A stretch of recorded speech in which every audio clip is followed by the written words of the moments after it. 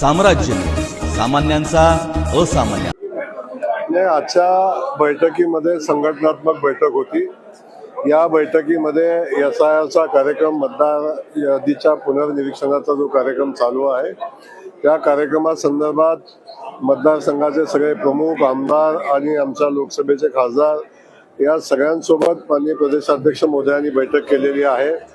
या यादीच्या पुनर्निरीक्षणाचा कार्यक्रमाचा पहिला टप्पा पूर्ण झालेला आहे। त्याला 7 दिवसाची मुदतवाढ मिळालेली आहे। आता दुसऱ्या टप्प्यामध्ये ही प्रक्रिया आलेली आहे। याच्यामध्ये सगळ्यांनी स्वतः आपापल्या मतदारसंघामध्ये ताकदीने काम करावं, आपल्या लोकांच्याकडून ते काम करून घ्यावं, अशा पद्धतीची सूचना देण्यासाठीची आजची बैठक होती।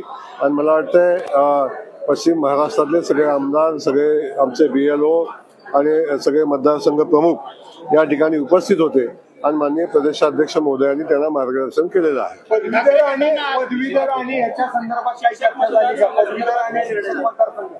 नाही, बिलकुल पदवीधर आणि शिक्षक मतदारसंघाच्या दृष्टिकोनातूनही चर्चा झालेली आहे। ही मीटिंग संपल्यावर अजून एक मीटिंग आहे, त्यामध्ये त्याची चर्चा होणार आहे आणि पदवीधर मतदारसंघाच्या अनुषंगानं अधिकचं मतदान भारतीय जनता पक्षाच्या विचाराचं कसं जोडता येईल याचाही विचार या निमित्तानं केलेला आहे।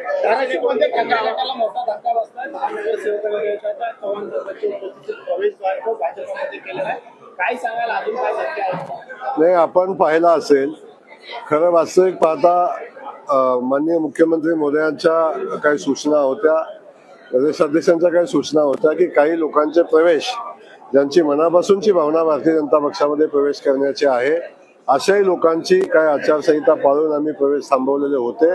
परंतु मला आता सध्या परिस्थिती अशी दिसते की आता येणाऱ्या कालखंडामध्ये भारतीय जनता पक्षामध्ये खूप मोठ्या प्रमाणावर प्रवेश झालेले आपण बघाल।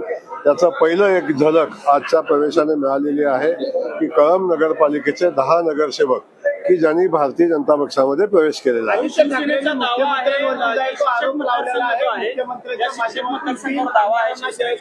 प्लॉट देण्यात आल्याचा देखील आरोप आहे। आदित्य ठाकरेंनी मुख्यमंत्री आमदारांना प्लॉट दिले असा आरोप आता सन्माननीय आदित्य ठाकरे साहेबांनी काय बोलायचा हा त्यांचा विषय आहे। मला वाटतं त्यांच्या वक्तव्याकडे अधिकचं लक्ष द्यावं असं मला वाटत नाही, कारण ते कधी गांभीर्याने बोलत नाही, त्यांना गांभीर्याने कशात असतं ते समजत नाही। की 2000 रुपये विद्यार्थ्यांना जे ते पॉकेटमध्ये देण्याचा निर्णयाची चर्चा आहे। विद्यार्थ्यांना जे शालेय विद्यार्थ्यांना 2000 रुपये पॉकेटमध्ये देण्याची चर्चा आहे।